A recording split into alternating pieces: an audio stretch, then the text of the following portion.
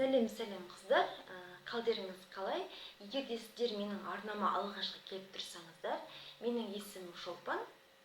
Жалпы мен өз каналымды тоқымаға және қолөнер шығарылымдарына арнағанмын, өзімнің қолымнан жасалған нәрселерге. Мен көптен бері көп шығарылымдарды көрсетпей кеттім. Белгілі бір жағдайларға байланысты, кішкентай балаларым бар, сабақтары бар. Кейде қолым тимей қалады, күндізі мүмкін еместі жасау.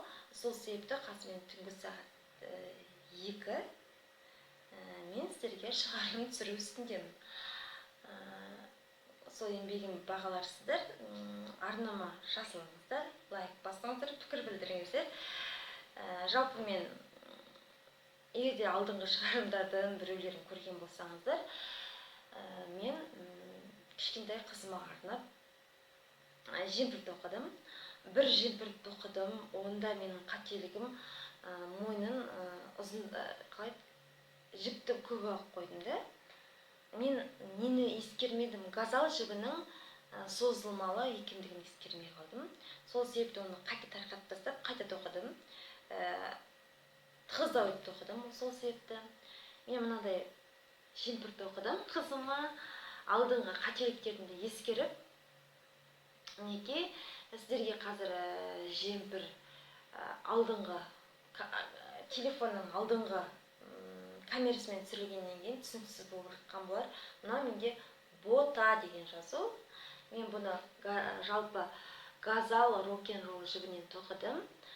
Жеңіне келгенде менің жасыл жібім бітіп қалды. Сол себепті мен газал рок-н-ролл жібінің ақ түсінен тоқыдым, жалғастырдым да. Мына жерде төменгі жағында резинка әдісімен тоқып бастадым да, төменгі жағы қысқалау болып кетпесін деп, мен бұны ақпен жалғастыруға шешім қабылдадым. Жеңі мына жерге дейін жасылмен тоқылды, содан соң төменгі жағы резинка әдісімен тоқылды. Жемпірдің жеңін бұлай етіп те қоюға болады, жіберіп, мынадай етіп те қоюға болады, қайтарып та қоюға болады. Мен үшін өте ұнайды. Алдын қалай жасасам деп ойладым. Жалпы мен көп блогерлерді қараймыз. Қарау барысында маған Татьяна Келмяштинаның әдісі ұнады. Тап осы, содан соң фантазировать етуді. Өте ұнайды маған фантазировать еткен, қиялдағанда. Содан соң мен осы ақ жіптен алып, қалдығынан алып, мен мына жерге суреттер жасадым. Жүрек. Жалпы бұрын мен тоқу барысында өте отырып жасайтын едім, тоқитын едім да, жаңағыдай біратыла мына жерге жүрекшені, біратыла бірге жасап тоқып жүруді де. Қазір мен кесте әдісіне түстім, мынадай етіп. Кішкентай қызымның аты Бота.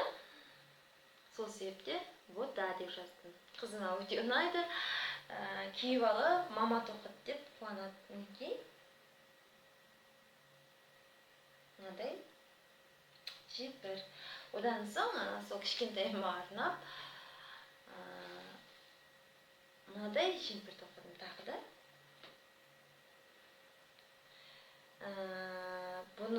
Бұл да газал рок-н-ролл жібі. Бұған мен әзірше ешқандай фантазия қосқан жоқпын. Бұны тек қана тоқыдым да жудым болды, тұрсыламаймен. Бұның алдына бір нәрсе жасау керекпін, бірақ білмей тұрмын, не жасардың да. Бір суретте салу керекпін, бірақ әзірше ойланған жоқпын. Ол үшін ақ жіп қалды, менде қалдық. Онымен алдағы уақытта тағы бірде көрсетемін, бұның алдына не жасағанымды. Егер де зер салып қарасаңыздар, мына жемпірім кішкене ұзындау, мына жемпір кішкене қысқалау. Аздап қана айырмашылығы. Мынадай. Маған өте ұнады. Бұл жемпірлерім, тоқығандарым өте ұнады. Сіздер не дейсіздер? Қолынан тоқығаннан кейін қызымның ерекше болып жүргені ұнайды ғой. Менде сондай аналардың бірімін, сол себепті мынадай етіп тоқыдым. Одан соң қыздар алдыңғы шығарылымның бірінде мен тоқу процесін көрсеткен болатынмын. Мен мынадай жемпір тоқып жатырғанымды. Мен бұны тоқыдым. Қызым бірнеше рет сабаққа келіп барды. Мен бұны да молымен тоқыдым. Жалпы менің қызым 5 жаста болғанмен бойы ұзын, кішкене ірілеу. Семіз емес, просто жай ғана сүйегі ірілеуді. Мен бұны әдейі ұзын етіп тоқыдым. Бұны лосинмен киюге болады, шалбармен киюге болады. Қыс мезгілі болғаннан кейін жалпы мен бұны мынадай Ализе Лана Голд 800 пен Ализе Ангора Голд 700 араластырып тоқыдым. Егерде қараңыздар, сер салып қарасаңыздар, жылтыр білінеді семілі жібінің. Содан соң алдына мынадай өрнекше салдым. Жоғарыдан төмен қарай реглан әдісімен тоқыдым. Жеңді былай да қоюға болады, мынандай қысқартып та алуға болады. Қызыма ұнайды, киеді сабағына.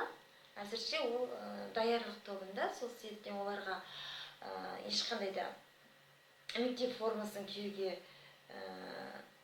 мәжбүрлемейді. Олар балалар әрі өздерінің қалаған киімдерімен жүретін болғандықтан, қазір қыс мезгілі болғандықтан осы жемпірді тоқуға ұйғардым.